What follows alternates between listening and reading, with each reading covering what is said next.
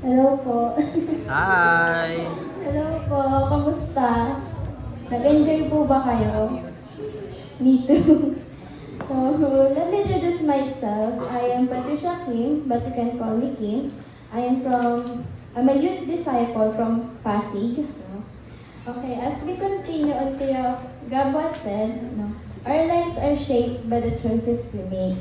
It is like that our lives are really depend on our decision in every day because it helps us to build the life that we're living right now.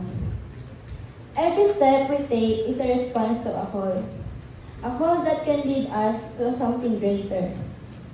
In our everyday lives, God calls us in different ways, in gentle whisper, challenging voices, or pushing us beyond to our comfort zones, even when we feel unworthy.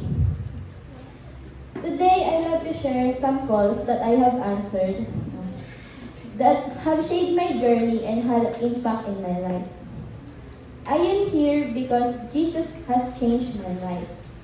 In Jeremiah 1:4-5, the Lord tells Jeremiah, "Before I formed you in the womb, I knew you. And before you were born, I consecrated you. I appointed you a prophet to a nations." When I was 14 or 15 back then, yun yung time na sumala ko sa parish youth ministry sa aming simbahan. I answered that call na hindi ko pinaghandaan. I'm not ready. Kasi akala ko yung pagiging part ng youth, yung pagsama sa mga kaibigan, sa kuya ko, yung pag-attend ng mga Bible study or formations, o pag makinig lang sa mga sinasabi nila. Have you experienced like that? Yung go with the flow ka lang, o yung feeling mo para kang extra, nung nandyan ka lang at nakikinig. Tumagal ako sa youth group na yon at ganun pa rin ginagawa ko. As I grew older and our youth group or this band are not active anymore, I decided to stop attending any church activities because my friends are also not attending anymore. And what's the purpose of coming if I don't have friends to be with, diba? And because I'm shy, I'm scared to talk to other people. Not until someone called me, and I answered God's call through her. Like, "King, tara, sa Verbum Day. Sama ka sa amin, may event daw kasi." So ako umuo, pero wala akong idea kung anong gagawin namin. So I tried to talk. I to attend the activity. And there's one missionary who welcomed me and started talking in English. Sa totoo lang, kinakabahan ako nung time na yun kasi first time ko makita ng foreigner. And hindi ko alam kung paano mag-respond in English. So, more on action ginagawa ko, parang charades. Nag-charades kami. Ayun. But as time goes by, I didn't notice myself na umaattend na ako lagi ng Verbum Day. No, kasi masaya sila kasama at lagi kang busog. Lagi kang busog, no? Joke aside, during my youth days, here in the community, I started to join retreats and other activities. Pero nag-go with the flow lang ulit ako. Umaattend, nakikinig. Pero may mga tao pa rin sa paligid ko na tinutulungan pa rin ako para maintindihan ko yung ginagawa namin. At yun, I started to realize that joining those activities wasn't just my participation. No, it was actually helping me to grow closer to God. Little by little, I began to understand more about my faith. Not just by listening to it, but experiencing it. I found joy in serving, a sense of belonging, and the relationship with God that real and personal. And I am here and preaching in front of you the Word of God because Jesus changed my life. Come follow me. These three words that can change lives. Jesus called us where we are. When God called me, I was in the middle of the ocean, in the boat with heaviest storm. Why? Because I was going through a difficult time. For me, the pandemic before was my very hard time because my father abandoned me or us. In that time, I felt like drowning, like Peter in Matthew 14. When Jesus called Peter and tried to walk on the water, but he got scared and started to drown.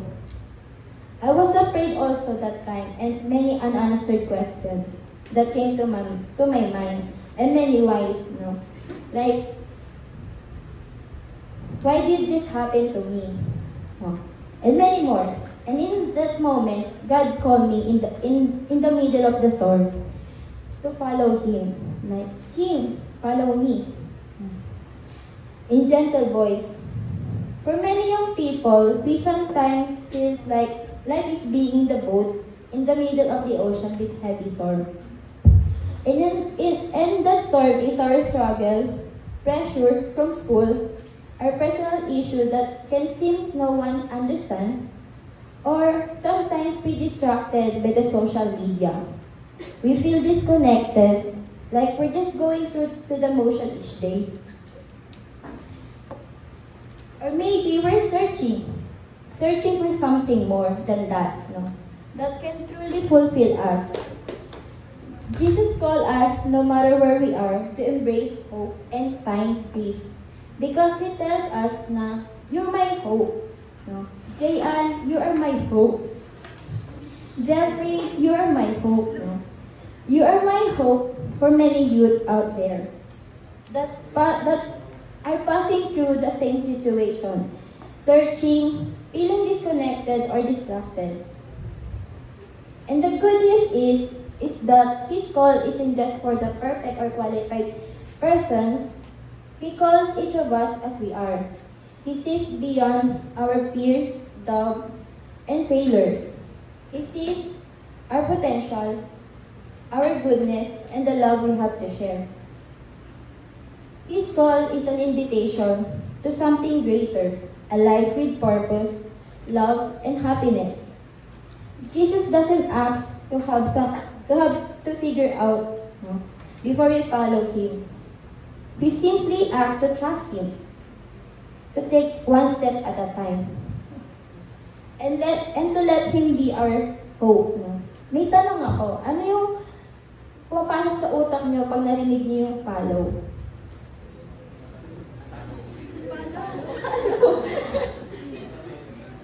Ito ba yung pag-follow sa mga celebrity or mga Korean actors sa mga social media nila para updated tayo sa mga buhay nila? Or yung mga YouTuber, pag-subscribe sa mga YouTuber para mapanood yung mga daily vlogs, or keeping up with the influencer in TikTok. For me, when I think of the word of follow, I also think that. And it's also about admiring someone who inspires me and trying to be like them. But what does it mean to following Jesus? Following Jesus means making Him the center of our lives. Not just watching from the distance, but walking in His footsteps. That to say being good, or to serving our love. Above all, it's choosing to trust Him. Even when we don't have to answer right now. It's letting His love shape our thoughts, actions, and decisions. Ang pagsunod kay Jesus ay higit pa sa pagsisimba at pagdarasal kapag may kailangan tayo. But it's about our daily relationship, seeking to Him.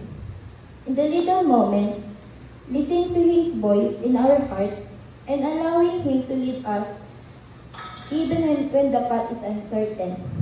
He teaches us to love unconditionally, to forgive even when it's hard, and to serve others selflessly. He calls us to be a hope in the others. At kapag ginawa natin pag-asa sa Jesus, hindi na natin kailangan buhatin yung mga crosses natin na mag-isa. Dahil kasama natin siya lumakad sa bawat hamon ng buhay. Nagbibigay sa atin ng lakas Kapag tayo ay mahina, ang nagpapaalala sa atin na hindi tayo nag-iisa. This call is a gift because He needs you. He loves you as you are. Jesus called us because He loves us unconditionally. He wants the best for us and invite us into a relationship where we can experience His love fully. By trusting in Him, we find true peace, joy, and purpose. His call is not about restriction. It's about freedom. He wants to guide us toward a life filled with love, compassion, and meaning. In Deuteronomy 7:7, the Lord did not set His affection on you and choose you because you were more numerous number than other peoples. For you were the fewest of the peoples. This verse shows that God's love is about number. It's not about numbers, power, or greatness. He chose the Israelites not because they were strong or mighty, but because of His love and faithfulness to them. The same is true for us today. He called us not because of what we have, but because of who are we in His eyes. His beloved children. His call is not about restriction or limitation. It's about freedom. He invites us into a relationship where we can experience true peace, joy, and purpose. By totally saying yes to Him, reproducing His life and mission, how do you think we can respond to His call? What does it mean to give our total yes to Him? When we say yes to His call, we allow Him to guide us toward a life with love, compassion, and deeper meaning. Even if we sometimes feel unworthy, weak, or unseen, God sees us, He values us, and calls us to be His part of His mission. He needs you, your heart, your talents, and your willingness to share His love to the world. I remember when Ate Dolly asked me if I want to be a disciple.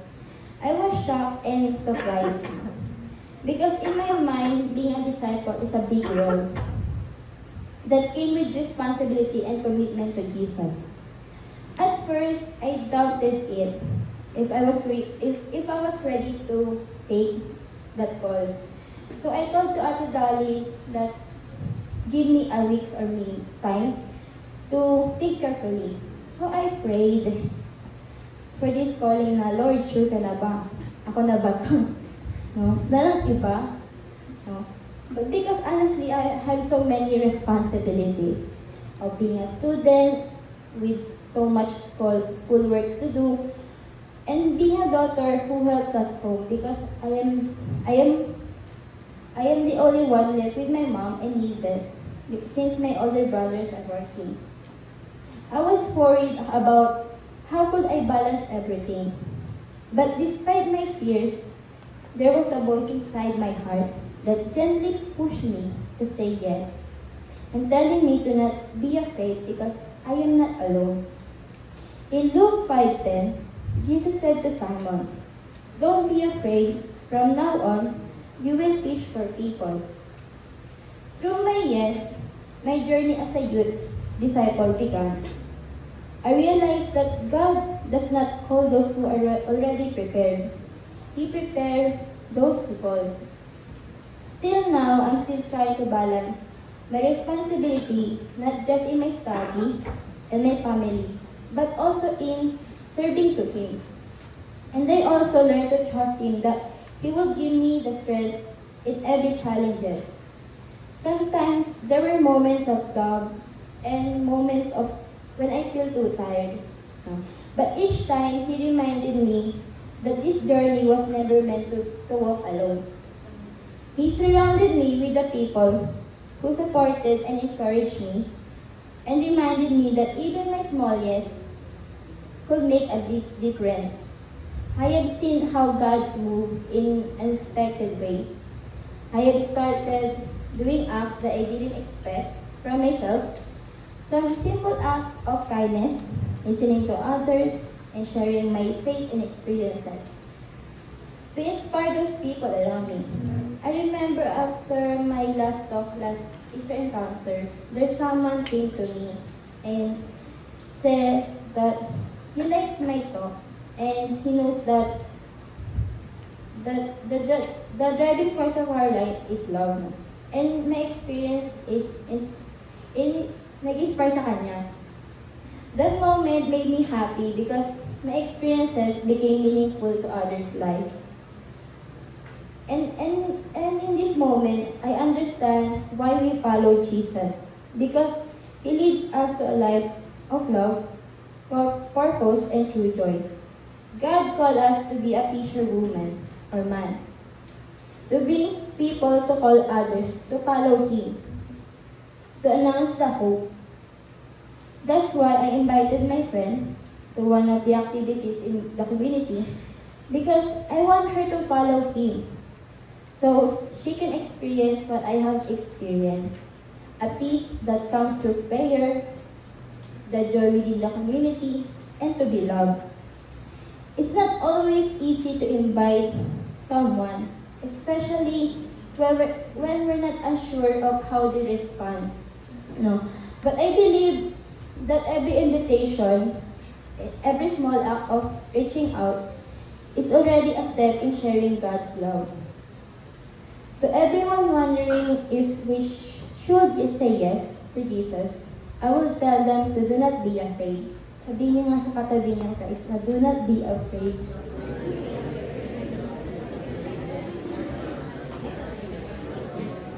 Thank you. Because He does not ask for perfections, but He asks for your willingness. And through your yes, it matters. And through it, the others may also find the courage to follow Him. So I invite you to be a hope for others, to call others through your little actions, speaking, giving words of hope, love, and encouragement. You know many actors have followers, diba? Because their life is very attractive. They call attention to how we as followers of Jesus also can show a life that is attractive and make others follow Jesus. We can too live that way, in a way that reflects God's love because Jesus calling you, Jesus calling of us, and because you are His hope. Thank you po.